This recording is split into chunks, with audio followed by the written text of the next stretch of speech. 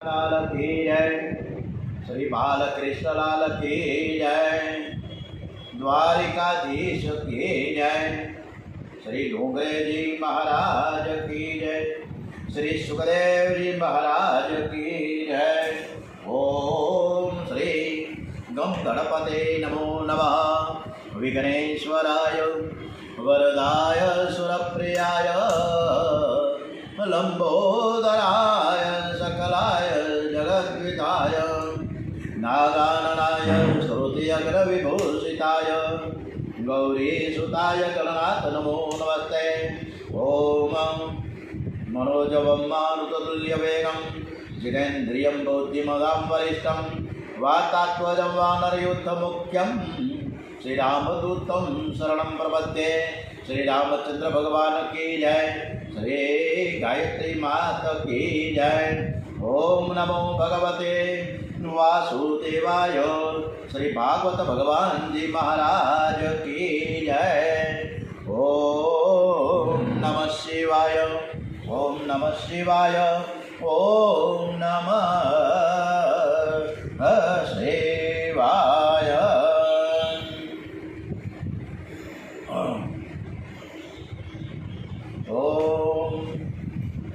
આજની કથા આપણે સરસ મજાની શ્રી કૃષ્ણ ભગવાન પરમાત્માને સંભળાવીએ છીએ એવા ભાવ સાથે આજે 28મી જૂન છે અને અષાઢ મહિનો ચાલે છે।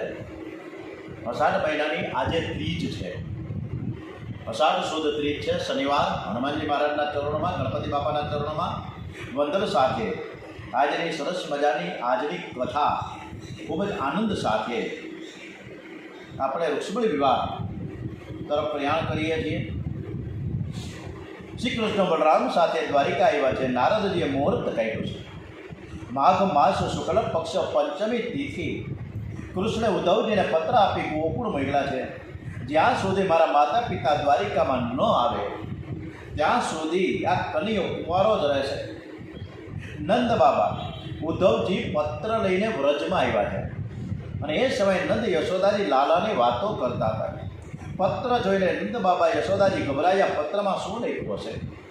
કનૈયો આનંદમાં તો હશે ને? કનૈયાને કંઈ થયું તો નહીં હોય ને? નંદ બાબા પત્ર વાંચે છે। પત્ર વાંચી નંદ બાબા યશોદાજી ખુશ થયા છે કે કનૈયો ગોકુળ નથી આવ્યું, ત્યાં સુધી મારે દ્વારિકા જવું નથી, તે લગ્નના દિવસે આખા ગામને આપણે જમાડીશું। નંદ બાબાએ જવાબ લખ્યો નથી। કૃષ્ણ સમજી ગયા। બલરામને કહે છે કે મોટા ભાઈ, મેં સાંભળ્યું છે કે માં આપણને યાદ કરે છે, ચાલો ને મા પાસે જઈએ। બંને ભાઈઓ ગોકુળ પધાર્યા છે। આજે યશોદા મૈયાને કનૈયો બહુ યાદ આવે છે। આજે મને બહુ સુગંધ થાય છે, કનૈયો જરૂર આવશે। આંગણામાં કાગડો પણ કા કા કા કરીને બોયલા કરે છે। યશોદા મૈયા આંગણામાં ઊભા રહી કાગડા સાથે વાતો કરે ને ત્યાં જ શ્રી કૃષ્ણ અને બલરામજી રથમાં ઉતર્યા। યશોદાજીને વંદન કરે। માને જોતા આંખમાં આંસુ આવ્યા છે। માને કહે છે કે માં, હું અહીંથી ગયા પછી હું તો ફસાઈ ગયો કે તમને મળવા આવી નથી શીખ્યો। માં, તમે મને માફ કરો। આજે યશોદામાનો આનંદ સમાતો નથી। બેટા, તું કેવડો મોટો થઈ ગયો, કેવો સુંદર દેખાય છે। યશોદામાએ શ્રી કૃષ્ણ બલરામને પાટલે બેસાડી નજર ઉતારી। કૃષ્ણ આવ્યાની ખબર પડતા જ ગોપીઓ દર્શન કરવા માટે દોડતી દોડતી આવે છે। બધાને આનંદ થઈ ગયો। આજે જાણે વ્રજવાસીઓમાં પ્રાણ આવ્યા છે। શ્રી કૃષ્ણ માને કહે છે, માં, તું દ્વારિકા નહીં આવે ને તો તારો કનૈયો કુંવારો રહેશે। માં, હું તને લેવા આવ્યો છું। દ્વારિકાની અતિ સંપત્તિમાં પણ શ્રી કૃષ્ણ અતિશય સાવધાન છે। એ વ્રજવાસીઓના પ્રેમને ભૂલ્યા નથી। નંદ બાબાને યશોદાજી વ્રજવાસીઓને ગોપીઓને લઈ શ્રી કૃષ્ણ દ્વારિકા પધારે છે। શ્રી કૃષ્ણ પરમાત્મા હોવા છતાં પણ એના વિવાહ પ્રસંગે એ મા બાપને નથી ભૂલ્યા। જ્યારે અત્યારની પેઢી છે આ મા બાપને જે આદર સત્કાર સાથે યાદ કરવા જોઈએ, સ્મરણ કરવા જોઈએ, ખબર અંતર પૂછવો જોઈએ, સાથે બેસીને વાર્તાલાપ કરવો જોઈએ, કંઈ થતું નથી। ધીમે ધીમે ધીમે બધું ઓછું થતું જાય। ગોપી તળાવ પાસે આવીને ગોપીઓનો મુકામ થયો। દ્વારિકા પાસે ગોપી તળાવ છે। એ મહાપ્રભુજીએ ત્યાં ભાગવતનો પાઠ કર્યો છે। લગ્ન માધવપુરમાં થયું। વસંત પંચમીના દિવસે વિશ્વક રાજા પણ ત્યાં આવ્યા છે। શ્રી શ્રી કૃષ્ણ રૂકમણીજીનું લગ્ન થાય છે. દુર્વાસાના શ્રાપથી દ્વારિકામાં શ્રી કૃષ્ણ રૂકમણીજી બિરાજતા નથી. દ્વારિકામાં બંનેના સ્વરૂપ નથી. રૂકમણીજી પણ સાથે બિરાજમાન દ્વારિકામાં નથી, પણ માધવપુરમાં છે. પરમાત્મા સોનાના સિંહાસનમાં બિરાજ્યા છે. મધુ પર્ક વિધિ કરી રૂકમણીજીને માયરામાં પધરાવ્યા. બ્રાહ્મણો સ્વસ્તિ વાચન કરે છે. વ્રજવાસીઓ અંતરપટ ધૈર્યો અને કહ્યું, કસ્તુરુ તિલકમ લલાટ પટલે વક્ષસ્થળે કૌસ્તુભમમ નાસાગ્રે વર મૌક્તિકમ કરતલે વેણુ કરે કંકણમ સર્વાંગે હરિચંદનમ સુનિતમ કંઠે ચ મુક્તાવલી ગોપસ્ત્રી પરવિષ્ટો વિજયતિ ગોપાલ ચૂડામણી. મારા પ્રભુના કપાળ ઉપર કસ્તુરીનો તિલક છે, વક્ષસ્થળ ઉપર કૌસ્તુભ મણી છે, નાસાગ્રે અતિ સુંદર મોતીની વાડી છે, હથેળીમાં વાસળી છે, હાથમાં કંકળ છે, આખા શરીર ઉપર હરિચંદનનો લેપ કરેલો છે અને ગળામાં મોતીની માળા છે. ગોપીઓથી ઘેરાય એવા પ્રભુ હંમેશા સર્વનું કલ્યાણ કરે. લક્ષ્મી નારાયણનો જય જયકાર થયો છે. રૂકમણીજી સાક્ષાત મહાલક્ષ્મી છે અને કૃષ્ણ સાક્ષાત નારાયણ છે. રૂકમણીજીની સાથે શ્રી કૃષ્ણ સુવર્ણ સિંહાસન પર બિરાજમાન થયા છે. શ્રી કૃષ્ણની સાથે રૂકમણીજીના દર્શન કરતા ગોપીઓને અતિશય આનંદ થયો છે. એમનું ધ્યાન કરતી કરતી ગોપીઓ પરમાત્માના ચરણોમાં લીન થઈ છે. ગોપીઓના શ્રીઅંગની માટી થઈને ગોપી ચંદન થયો છે. રૂકમણીજી દ્વારિકામાં પધાર્યા ત્યારથી દ્વારિકાની શોભા બહુ વધી ગઈ. વૈષ્ણવ કહે છે કે રૂકમણીજી રાજકન્યાની સાક્ષાત મહાલક્ષ્મી છે. શ્રી કૃષ્ણ આદિ નારાયણ છે અને અમે લક્ષ્મી નારાયણના દર્શન કરીએ છીએ. જો તમે લક્ષ્મીને માતા તરીકે રાખશો તો સુખી થશો, પણ જો તેના ધણી થવા જશો તો તે તમને લાત મારશે. કારણ કે જીવ એ પુત્ર છે અને લક્ષ્મી મા છે. નારાયણ પિતા છે, લક્ષ્મીનો પતિ એક નારાયણ જ છે. નારાયણ વિના લક્ષ્મીનો પતિ કોઈ થયો નથી અને થવાનો પણ નથી. લક્ષ્મીનો વેગથી સદુપયોગ કરજો. પૈસો કમાવો બહુ કઠણ નથી, પણ હાથમાં આવેલા પૈસાનો વેગથી સદુપયોગ કરવો એ બહુ જ કઠણ છે. રૂકમણીજીને ઘેર પ્રદ્યુમ્નનું પ્રાગટ્ય થયું. પ્રદ્યુમ્ને શંભાસુરનો વધ કર્યો અને રતિ પ્રદ્યુમ્નને લઈ દ્વારિકા આવી. શંભાસુરે કલ્યાણને ઢાંકનાર લૌકિક કામ છે. પ્રદ્યુમ્નને અલૌકિક કામ છે. લૌકિક કામનો નાશ અલૌકિક કામથી કરવો પડે. ભગવાનનું બીજું લગ્ન સત્યભામા સાથે થયું. ત્રીજું લગ્ન ભગવાન શ્યમંતક મણી શોધવા ગયા ત્યારે જાંબુવનની કન્યા જાંબુવંતીજીની સાથે થયું. ભગવાનનું ચોથું લગ્ન યમુનાજીના અંશમાંથી થયેલી કાલિંદી સાથે થયું. પાંચમું લગ્ન મિત્ર વિંદાજી સાથે થયું. છઠ્ઠું લગ્ન નાગન જેતી સાથે થયું. ભગવાનનું સાતમું લગ્ન ભદ્રાજી સાથે થયું અને આઠમું લગ્ન લક્ષ્મણાજી સાથે થયું. આ ભગવાનની 8 પટરાણીઓ છે. આ 8 પટરાણીમાં રૂકમણીજીને બાદ કરતા બાકીની જે 7 પટરાણીઓ એની સાથે જે લગ્ન થયા કૃષ્ણ ભગવાનના, એમાં કોઈ એવું નામ નથી એવું કે આ રીતના લગ્ન થયા. પરંતુ રૂકમણીજીની સાથે જે લગ્ન થયા છે એ આજે પણ ભાગવત કથામાં એક એ પ્રસંગ છે કે રૂક્ષ્મણી વિવાહ. એટલે આજે 10મા સ્કંદમાં આપણે રૂક્ષ્મણી વિવાહનું ખૂબ સરસ મજાનું વિવેચન કર્યું છે. અષ્ટપટરાણીઓ અષ્ટધા પ્રકૃતિ છે. પ્રકૃતિના માલિક પરમાત્મા છે. અષ્ટધા પ્રકૃતિ ઉપર શ્રી કૃષ્ણ વિજય મેળવ્યો. હવે એક અધ્યાયમાં 16,000 કન્યાઓની સાથે લગ્નની પ્રથા છે. ભૌમાસુરે હમણાં જ મહાભારત પર્વમાં 16,000 કન્યાઓ કોણ છે એ આપણે વર્ણન આવ્યું. ભૌમાસુરે 16,000 કન્યાઓને કેદમાં રાખી. 16,000 કન્યાઓ વેદની ઊંચાઓ છે અને આ 16,000 કન્યાઓ વેદના અભિમાની દેવો છે. તે વેદ કેવળ શબ્દ રૂપ નથી. પ્રત્યેક વેદ મંત્રના એક અભિમાની દેવ હોય છે, ઋષિ હોય છે, છંદ હોય છે. દેવ, ઋષિ અને છંદનું જ્ઞાન હોય તો જ વેદ મંત્ર સફળ થાય છે. ભૌમાસુરની દાનત બગડેલી છે. તે રાજકન્યાઓને કેદમાં રાખે છે. ભગવાન શ્રી કૃષ્ણ ભૌમાસુરને મારીને રાજકન્યાઓને કારાગૃહમાંથી છોડાવે છે. પરંતુ આ કન્યાઓ ભૌમાસુરના કેદમાં રહેલી એટલે જગતનો કોઈ પુરુષ એમની સાથે લગ્ન કરવા તૈયાર થતા નથી. બધા જ ના પાડે છે, તિરસ્કાર કરે છે. નિરાધારનો આધાર ભગવાન છે. મનુષ્યને માથે ઘણીવાર દુઃખ આવી પડે ત્યારે એવું બોલે છે કે જગતમાં મારું કોઈ નથી. ત્યારે પ્રભુને બહુ ખોટું લાગે છે. પ્રભુ કહે છે કે તને ખબર નથી તું કે મંદિરમાં મારા 2-3 વાર દર્શન કરવા આવતું હોય છે, પણ હું તો તને આખો દિવસ જોઉં છું.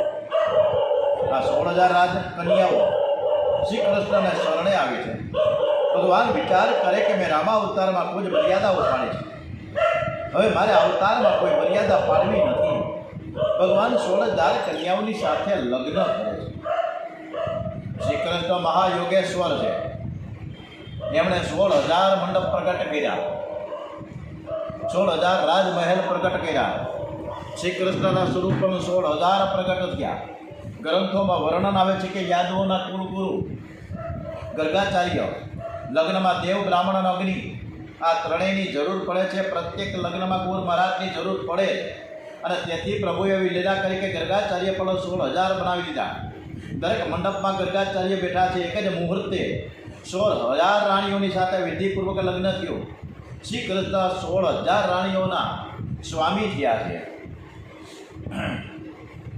અને આ શ્રી કૃષ્ણ બધી જ રાણીઓને રાજી રાખતા, ખુશ રાખતા. રૂકમણીજીને ત્યાં પ્રદ્યુમનલાલનું પ્રાગટ્ય થયું છે. પ્રદ્યુમનલાલજીના પુત્ર અનિરુદ્ધ થયા. અનિરુદ્ધના લગ્ન બાણાસુરની કન્યા ઉષા સાથે થયા છે. ત્યારે ભયંકર યુદ્ધ થયું. બાણાસુરજી મહાન શિવ ભક્ત છે. એની ઉષા નામની સુંદર કન્યા છે. ઉષાને સ્વપ્નમાં અનિરુદ્ધના દર્શન થયા. સ્વપ્નમાં તેના અનિરુદ્ધની સાથે લગ્ન થયા છે. ઉષાની એક સખીનું નામ ચિત્રલેખા છે. એ ઉષાને ઉદાસ જોઈને તેને ઉદાસીનતાનું કારણ પૂછ્યું. ત્યારે ઉષાથી પોતાના સ્વપ્નની સર્વ હકીકત પોતાની સખી ચિત્રલેખાને જણાવે છે. ચિત્રલેખા બધા જ ચિત્રો કાઢીને બનાવીને ઉષાને બતાવે છે. બોલ તે આવો પુરુષ હતો? ઉષાથી ના પડ્યા કરે. ચિત્રલેખા ચિત્રો બનાવ્યા જ કરે. એમાં એક વખત છેલ્લે અનિરુદ્ધનું ચિત્ર બનાવ્યું ત્યારે ઉષા શરમાઈ ગઈ. ચિત્રલેખા પોતાની સખી માટે દ્વારિકા અનિરુદ્ધનું હરણ કરવાવી, પણ દ્વારિકાને ફરતે સુદર્શનનો પહેરો છે. ચિત્રલેખા કોઈ યુક્તિ વિચારે ત્યાં નારદજી આવ્યા. ચિત્રલેખા નારદજીને સાથે ચોરી કરવા આવવાનું કહે છે. નારદજી પૂછે કે બહેન તું કોની ચોરી કરવા જાશ? ચિત્રલેખા હું અનિરુદ્ધની ચોરી કરવા જાઉં છું. ચોરી કરો પણ અનિરુદ્ધની કરો. અનિરુદ્ધ એ મનના દેવ છે. ચિત્રલેખા એ ચિત્ર વિચિત્ર સંકલ્પ કરનારી બુદ્ધિ છે. બુદ્ધિ અનિરુદ્ધને એટલે કે મનને પકડવા માટે જાય છે. નારદજીની મદદ મળી. નારદજી એટલે બ્રહ્મચર્ય. બુદ્ધિ એ મનથી પર છે, પણ બ્રહ્મચર્યનો સાથ હોય તો બુદ્ધિ મનને પકડી શકે. નારદજી સુદર્શનની સાથે વાતો કરવાનો પ્રયત્ન કરે છે. સુદર્શન કહે મારી પાસે વાતો કરવાનો સમય નથી, મારે આખી રાત પહેરો ભરવાનો છે. ત્યારે નારદજી કહે તું શું પહેરો ભરવાનો? પહેરો ભરનાર એટલે કે રક્ષણ કરનાર તો શ્રી કૃષ્ણ છે. તારું આ અજ્ઞાન સત્સંગ વગર જશે નહીં. કોઈ વૈષ્ણવ આવે તો ત્યારે એમની સાથે સત્સંગ કરવો જોઈએ. હાલ આપણે સત્સંગ કરીએ. આમ સુદર્શન નારદજીની સાથે વાતોએ વળગ્યું. એ તકનો લાભ લઈ ચિત્રલેખા રાજમહેલમાં પ્રવેશ કરીને પોતાની યોગ વિદ્યાથી પલંગની સાથે અનિરુદ્ધને ઉઠાવીને સીધે ઉષાના રાજમહેલમાં લઈ આવી છે. સવારે પડતા અનિરુદ્ધ પલંગ સાથે ગુમ થયો. એ વાતની સર્વને જાણ થઈ ગઈ. શ્રી કૃષ્ણ સુદર્શનને બોલાવે છે. અનિરુદ્ધ ગુમ થયો છે, રાત્રે તું શું કરતો હતો? સુદર્શન કહે હું નારદજીની સાથે સત્સંગ કરતો હતો. ભગવાન તેને ઠપકો આપે છે તારે નોકરી છોડી સત્સંગ કરવાની શું જરૂર હતી? ચિત્રલેખા અનિરુદ્ધને લઈ અંતઃપુરમાં આવે છે. બાણાસુરને આ વાતની જાણ થઈ. અનિરુદ્ધને કેદ કર્યો. કૃષ્ણને ખબર પડી બાણાસુરે અનિરુદ્ધને કેદ કર્યો છે. શ્રી કૃષ્ણે શોણિતપુર ઉપર ચડાઈ કરી. શ્રી કૃષ્ણે બાણાસુરને માર્યો નહીં, કેમ કે શિવજીનો પરમ ભક્ત હતો. ભગવાન શંકરની જે પૂજા ભક્તિ કરે છે ને તે શ્રી કૃષ્ણને બહુ જ વહાલો લાગે છે. અને શ્રી કૃષ્ણના સેવા સ્મરણ કરનાર વૈષ્ણવ ભગવાન શંકરને પણ બહુ વહાલો લાગે છે. શિવ અને વિષ્ણુમાં તો પરિપૂર્ણ પ્રેમ છે, અભેદ છે. વૈષ્ણવ થઈને શિવજીનો અનાદર કરે, શિવ ભક્ત થઈને શ્રી કૃષ્ણમાં ભાવ રાખે, એનું પતન થાય છે. એટલે જે 2 11 જ્યારે આવે ત્યારે પહેલી 11 શિવપંથીવાળા કરે અને બીજી 11 વૈષ્ણવો કરે અને એમાં ભેદભાવ કરે. વૈષ્ણવોને પણ વિનંતી છે કે આપણે જેટલું સન્માન ઠાકોરજીને આપીએ છીએ એટલું જ શિવજીને આપીએ. બાણાસુરને 1000 હાથ હતા, શ્રી કૃષ્ણ તે 1000માંથી 996 હાથ કાપી નાખ્યા. પ્રભુએ તેને ચતુર્ભુજ બનાવીને છોડી દીધો. પછી તો ઉષા અને અનિરુદ્ધના લગ્ન થયા. ત્યાર પછી નૃગ રાજાનો ઉદ્ધાર કર્યો એની કથા છે. નૃગ રાજાનો જન્મ ઈક્ષ્વાકુના વંશમાં થયો હતો. નૃગ રાજાએ સર્વ કર્મો સકામ કરેલા એટલે તેમને પાપનો નાશ થયો નહીં. એમને અજાણતા બ્રાહ્મણનું ધન એ ઘરમાં રાખ્યું અને તેથી તેમને કાંચીડાનો અવતાર લેવો પડ્યો. દેવનું ધન, સમાજનું ધન, બ્રાહ્મણનું ધન ઝેર કરતાં પણ ભયંકર હોય છે. એનો બહુ વિવેકથી સદુપયોગ કરો. મોજ શોખમાં ન ઉડાડો. આનંદ રામાયણમાં ખૂબ સરસ મજાની આ કથા છે. પરમાત્માએ ગૃહસ્થોને આદર્શ બતાવ્યો છે કે તમારે આંગણે કોઈ પણ સાધુ આવે, બ્રાહ્મણ આવે, ગરીબ માણસ આવે તો તેનું સન્માન કરજો. બીજો એ બોધ પણ નીકળે છે કે બ્રહ્મચારીઓએ ગૃહસ્થના સંસારમાંથી માથું ન મારવું જોઈએ. ત્યાર પછી અધ્યાય 70માં ભગવાનના દિનચર્યાની કથા કહી. પ્રભુ શ્રી કૃષ્ણ 16,000 રાણીઓના સ્વામી છે, પણ રોજ સવારે 4 વાગે ઉઠતા. સવારે બ્રાહ્મ મુહૂર્તમાં ઉઠીને ધ્યાન કરે છે. બ્રાહ્મે મુહૂર્ત ઉત્થાય વાયુ સ્પૃશ્ય પાદવ દ્રશ્યો પ્રસન્ન કરણ આત્માનમ તામ તમસઃ પરમ. સવારે જાગીને પ્રથમ હાથના દર્શન કરો. મોટા પગલા ઘણા લોકો જે વૈષ્ણવો છે, ખાસ કરીને જે ધર્મપ્રેમી છે, એમાં કરાગ્રે વસતે લક્ષ્મી, કર મૂલે સરસ્વતી, કર મધ્યે તું ગોવિંદ પ્રભાતે કર દર્શનમ. હાથના દર્શન કર્યા બાદ ધરતી માતાને વંદન કરીને જે નાકમાંથી શ્વાસ નીકળતો હોય એ બાજુનો પગ ધરતી ઉપર મૂકવો. 2 નાકમાંથી સમાન પ્રમાણમાં શ્વાસ નીકળતો હોય તો બંને પગ એકી સાથે ધરતી ઉપર મૂકવા. ભગવાન સૂર્ય ઉગતા પહેલાં સ્નાન કરે છે. ત્યારબાદ ભગવાન સંધ્યા કરે છે, અગ્નિમાં આહુતિ આપે, સૂર્યનારાયણને અર્ઘ્ય આપે છે. સૂર્યનારાયણમાં શ્રી કૃષ્ણ બિરાજેલા છે, પણ જગતને આદર્શ બતાવે છે કે હું સૂર્યનારાયણ ભગવાનની પૂજા કરું છું. અને આજે આપણી બાજુમાં મોબાઈલ હોય એટલે કરાગરે વસતે લક્ષ્મી, કર મૂલે સરસ્વતી.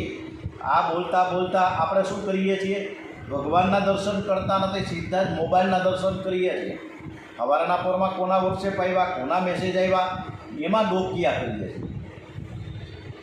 શ્રી કૃષ્ણ ભગવાન રોજ માતા પિતાને વંદન કરે છે, રોજ નિયમથી ગરીબોને અન્નનું દાન કરે છે, બ્રાહ્મણોને ગાયોનું દાન કરે છે, ગાયોની સેવા કરે છે. આ પ્રમાણેની ભગવાનની દિનચર્યા જીવનમાં ઉતારો. શ્રી કૃષ્ણ રોજ માતા પિતાને વંદન કરતા હતા. તેથી દ્વારિકાના મંદિર સન્મુખ દેવકી માનું મંદિર છે. માતા પિતા પરમાત્માનું સ્વરૂપ છે. હવે એક દિવસ શ્રી કૃષ્ણને ખબર પડી કે જરાસંઘે અનેક રાજાઓને કેદમાં રાખ્યા છે. જરાસંઘ બધા જ રાજાઓનું બલિદાન કરવાનો છે. આ અભાગી રાજાઓએ શ્રી કૃષ્ણની સહાયમાં યાચી છે. એવામાં નારદજી યુધિષ્ઠિર તરફથી રાજસૂય યજ્ઞમાં આવવાનું નિમંત્રણ લઈને આવે છે. શ્રી કૃષ્ણ બધું જ જાણે છે, છતાં ઉદ્ધવજીને પૂછે કે આમાંથી કયું કામ પહેલું કરવું? રાજસૂય યજ્ઞમાં પહેલાં જવું કે અભાગી રાજાઓને જે સહાય માંગી છે એને સહાય આપવી? ઉદ્ધવજી કે આપ બધું જાણો છો, છતાં મારું બહુમાન કરવા તમે પૂછવો છો. તો કહું છું કે આપ હસ્તિનાપુર પધારો. રાજસૂય યજ્ઞ માટે દિગ્વિજય કરવો પડે. દિગ્વિજયમાં જરાસંઘને પણ જીતવો જ પડશે. આમ ત્યાં જવાથી આ બંને કામ એકી સાથે સિદ્ધ થઈ જશે. ભગવાન રાજસૂય યજ્ઞમાં પધાર્યા છે. અનેક યોદ્ધાઓને દિગ્વિજય કરવા જુદી જુદી દિશાઓમાં મોકલા. એમાં અનેક રાજાઓનો વિનાશ થયો છે. એક જરાસંઘ બાકી રહી ગયો. ભગવાન વિચાર કરે કે જરાસંઘને કપટ કર્યા વગર જીતાય તેમ નથી. એટલે કહ્યું કે હું અર્જુન અને ભીમસેન બ્રાહ્મણો વેશ ધારણ કરીને ત્યાં જઈએ અને દાનમાં ભીમસેન તેની સાથે દ્વંદ્વ યુદ્ધની માંગણી કરે. જરાસંઘની બહારને આજે શ્રી કૃષ્ણ, ભીમ અને અર્જુન આવ્યા, પણ બ્રાહ્મણ બનીને આવ્યા છે. જરાસંઘ તેમને દાન માંગવા કહે છે. દાનમાં દ્વંદ્વ યુદ્ધની માંગણી કરવામાં આવી. પછી તો જરાસંઘ અને ભીમ વચ્ચે દ્વંદ્વ યુદ્ધ થાય. 27 દિવસ સુધી યુદ્ધ ચાલે, પણ જરાસંઘ મરતો નથી. ભીમે ફરિયાદ કરી કે મારે ખાઈ ખાઈને મારો દમ નીકળી ગયો અને તમે ટેસણા કરો છો, મજા કરો છો. કૃષ્ણ ભગવાનને કહે. ત્યારે શ્રી કૃષ્ણ કહે તું મારી સામે જોયા વગર લડશ અને તેથી જરાસંઘ મરતો નથી. તું જરાસંઘ જોડે ત્યાં લડે ત્યારે મારે સામે જોઈને લડજે. હું તને યુક્તિ બતાવીશ, તું તે પ્રમાણે કરજે. તેથી જરાસંઘ મરશે. ભીમસેન જરાસંઘ સાથે લડતા લડતા શ્રી કૃષ્ણની સામે જોયા કરે. એમના કહ્યા મુજબ કરીને ભીમે જરાસંઘનો વધ કર્યો છે, અંત લાવ્યો છે. રાજસૂય યજ્ઞમાં અનેક ઋષિઓ ભેગા થયા. યજ્ઞમાં પ્રથમ પૂજા કોની કરવી? પ્રશ્ન આવ્યો. સૌ કહે કે પહેલી પૂજા શ્રી કૃષ્ણ ભગવાનની જ થાય, પરંતુ શિશુપાલના કહ્યું નહીં. ઊભો થઈને શ્રી કૃષ્ણને ગાળા આપવા લાગ્યો. શ્રી કૃષ્ણ શાંતિથી સાંભળી લે છે, પણ ઉદ્ધવજીથી આ સહન થતું નથી. ઉદ્ધવજી કહે કે શ્રી કૃષ્ણની હાર નથી, આ તો જીત છે. શિશુપાલ ક્રોધને આધીન છે, પણ શ્રી કૃષ્ણે ક્રોધને હરાવ્યો છે. એ પોતાની નિંદા સાંભળે છે, છતાં પણ તેમને જરાય ક્રોધ આવતો નથી. આ શ્રી કૃષ્ણનો ક્રોધ વિજય છે. રાસલીલામાં કામ વિજય છે. શ્રી કૃષ્ણને ક્રોધ આવતો જ નથી. જો તેમને ક્રોધ આવે તો જગતમાં કોઈ બાકી ન રહે. શ્રી કૃષ્ણ અતિ શાંત છે. સભામાં પૂજા થઈ ત્યારે જે શાંતિ હતી એ જ શાંતિ સભામાં શિશુપાલ ગાળો આપી રહ્યો છે ત્યારે પણ એ જ છે. શિશુપાલની 100 ગાળો પૂરી થઈ એટલે મર્યાદા પૂરી થઈ, અને શ્રી કૃષ્ણે શિશુપાલનું મસ્તક સુદર્શન ચક્રથી ઉડાવી દીધું. શિશુપાલનો ઉદ્ધાર કર્યો છે. રાજસૂય યજ્ઞમાં બધા જ રાજી થયા, એકલો દુર્યોધન નારાજ થયો છે. દુર્યોધન બહુ જ અભિમાની છે. અભિમાન વધે ત્યારે ચાલ બદલે છે. તે અક્કડ થઈને ચાલે છે. તે પગ લપસતા પડ્યું અને દ્રૌપદી બોલ્યા, આંધળાના છોકરાઓ તો આંધળા જ હોય ને. અને એ કર્કશવાડીમાંથી મહાભારતની શરૂઆત થઈ. કર્કશવાડીથી કલહ ઉત્પન્ન થાય. તમારા ઘરમાં ગમે તેવા પ્રસંગ આવે પણ કર્કશ શબ્દ બોલશો નહીં. પણ જીભ કોઈને મેણું મારવા માટે કે કોઈની નિંદા કરવા માટે નથી. આ જીભ તો મધુર બોલવા માટે છે. શરીરમાં સર્વ ઠેકાણે હાડકાલા છે, પણ જીભમાં એક પણ હાડકું નથી. છતાં પણ કોકના હાડકા ખોખરા કરી નાખે એવી આ જીભ છે. સુતજી સાવધાન કરે છે કે શ્રી કૃષ્ણ ભગવાન હસ્તિનાપુરમાં રચ્યુ યજ્ઞમાં પધારેલા, અને એ વખતે દ્વારિકામાં સાલ્વ રાજા યુદ્ધ કરવા માટે આવ્યા છે. પ્રદ્યુમ્નાદજી સાથે ભયંકર યુદ્ધ થયું. શ્રી કૃષ્ણને ખબર પડતા તેઓ દ્વારિકા પધારે છે. સાલ્વ, દંતવક્ત્ર, વિદુરથ બીજા અનેક રાજાઓનો વિનાશ કર્યો છે. આ બાજુ દુર્યોધને કપટ કર્યું. પાંડવોને જુગાર રમવા માટે નિમંત્રણ આપ્યું છે. દુર્યોધન અધર્મથી રહ્યો છે અને તેથી પાંડવોની હાર થઈ. પાંડવો વનમાં ગયા. વનવાસમાં પણ પાંડવો મનને શાંત રાખીને હરે કૃષ્ણ કૃષ્ણ કૃષ્ણ હરે હરે, હરે રામ રામ રામ હરે હરે. પાંડવો વિચાર કરે છે કે મારા પ્રભુએ જે કંઈ કર્યું છે તે સારું જ કર્યું છે. રાજમહેલમાં ધ્યાનમાં તન્મયતા આવતી નહોતી, જ્યારે વનવાસમાં ધ્યાનમાં તન્મયતા આવે છે. પ્રભુના નામનું કીર્તન કરતાં કરતાં હૃદય પીગળે છે. વનવાસમાં સાત્વિક આનંદ છે. આનંદ આપવા માટે જ પ્રભુએ એમને વનમાં મોકલ્યા છે. વનવાસ વિના જીવનમાં શ્વાસ આવશે નહીં. જગતના મહાપુરુષો વનમાં રહીને તપ કરવાથી મહાન થયા છે. વનવાસ પરિપૂર્ણ કર્યા પછી પાંડવોએ રાજ્યની માગણી કરી છે. રાજ્યની માગણી કરી છે, પરંતુ દુર્યોધન ના પાડી.